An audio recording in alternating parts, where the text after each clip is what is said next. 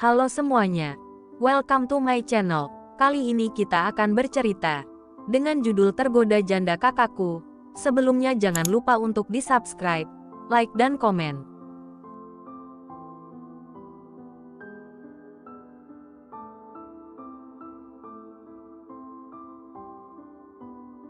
Episode 68, Bayi Besar. Arga tampak lemas saat keluar dari kamar mandi. 3 kali bolak-balik ke kamar mandi membuat tenaganya terkuras habis.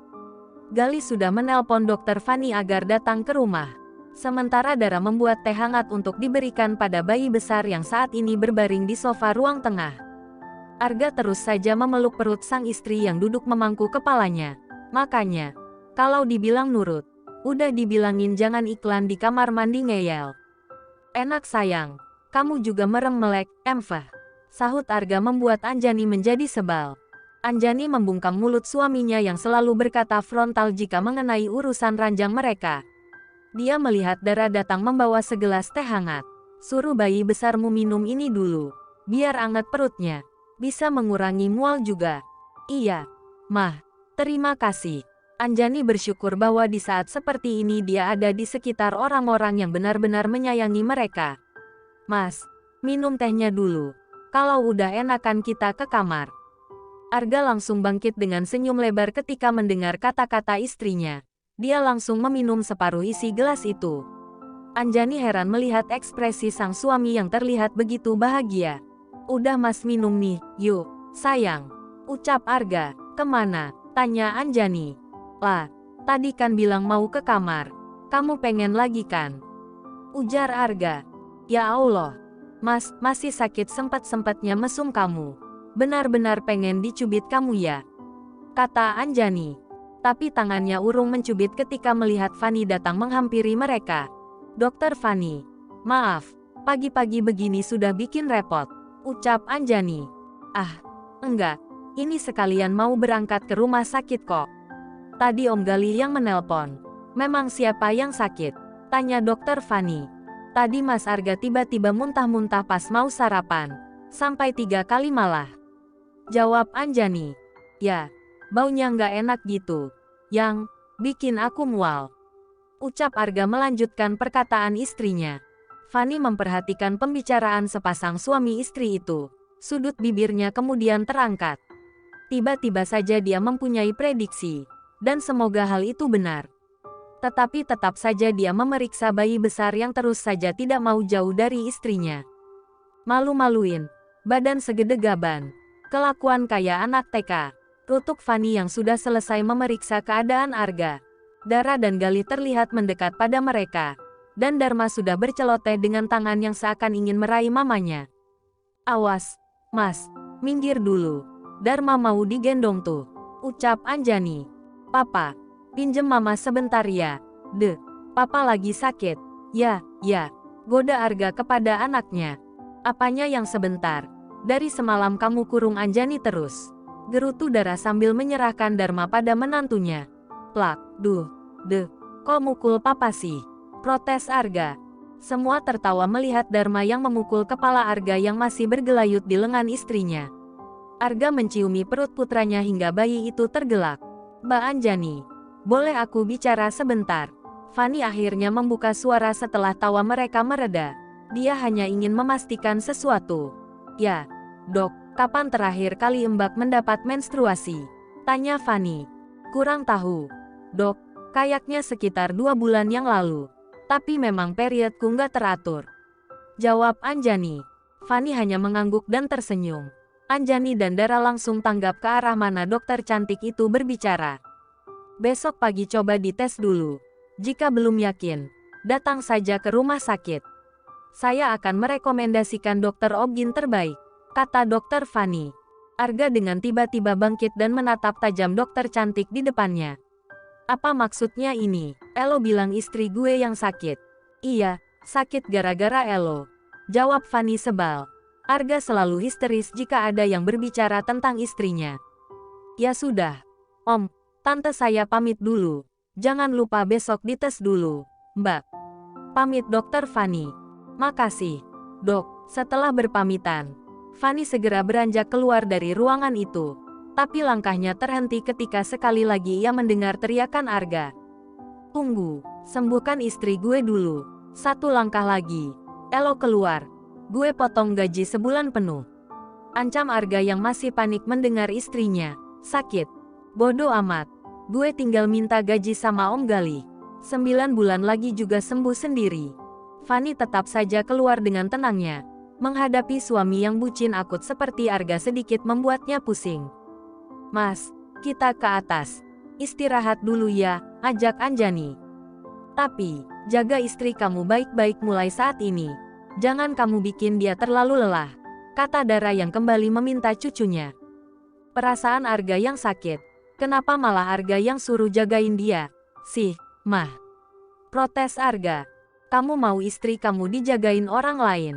sarkas Dara. "Amit-amit, yuk, yang ke atas." "Dharma, nih, sini, Mah.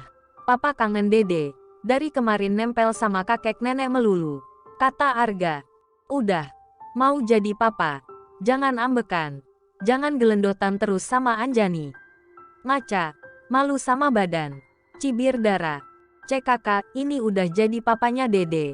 Nenek udah pikun." "Ya, jawab Arga. Anjani dan Dara hanya geleng-geleng kepala. Dalam hati mereka berdoa semoga apa yang mereka harapkan menjadi kenyataan. Akan bertambah satu lagi kebahagiaan di keluarga Baskoro. Sementara itu Fanny saat ini sudah berada di kediaman Raihan, yang akan pergi ke Tiongkok untuk bertemu dengan kedua orang tuanya. "Yakin nggak bisa ikut, Yang?" Raihan bertanya pada Fanny yang tidak dapat ikut ke Beijing bersamanya karena ada beberapa tugas dokter yang harus dia kerjakan.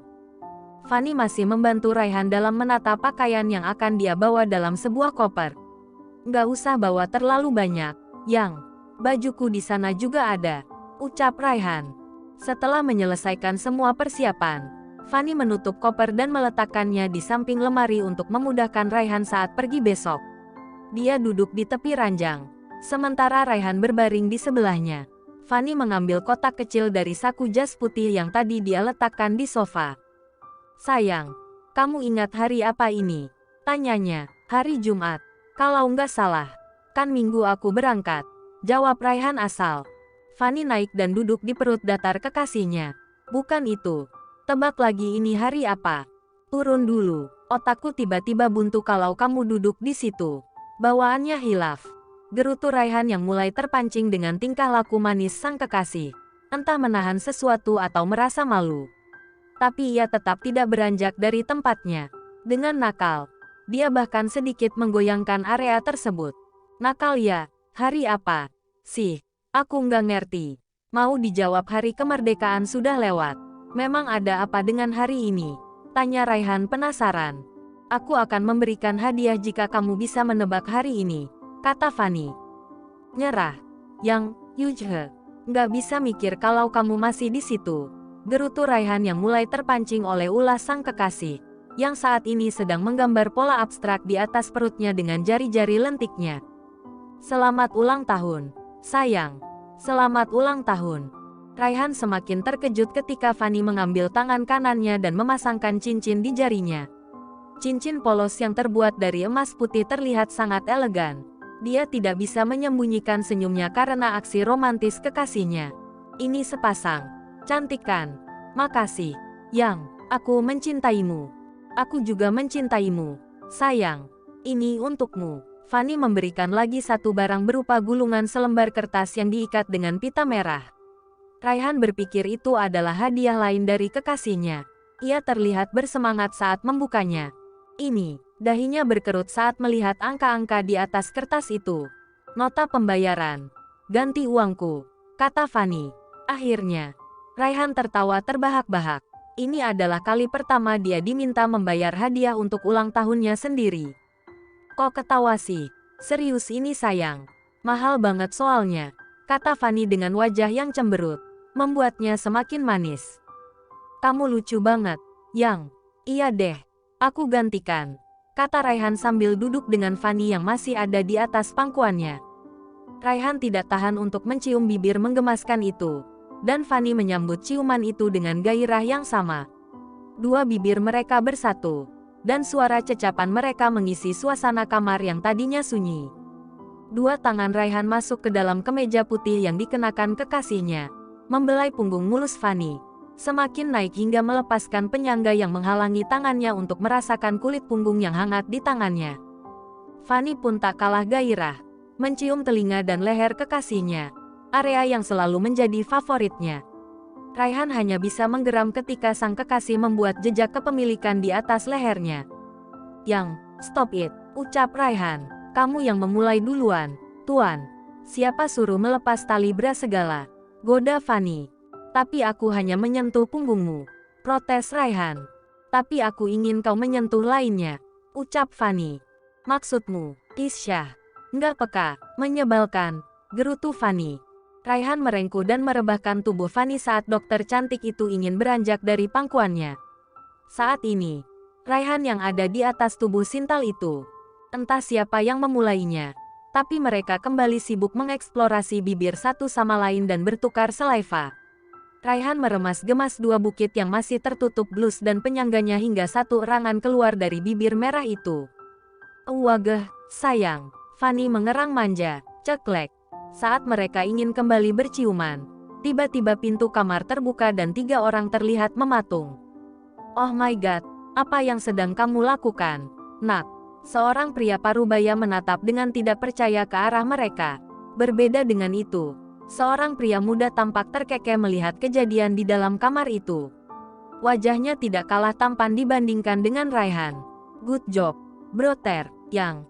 Sepertinya kita harus segera menikahkan mereka," ucap wanita yang berada di sebelah pria parubaya tersebut, yang mana mereka adalah orang tua Raihan dan saudaranya yang bernama Andre Smith.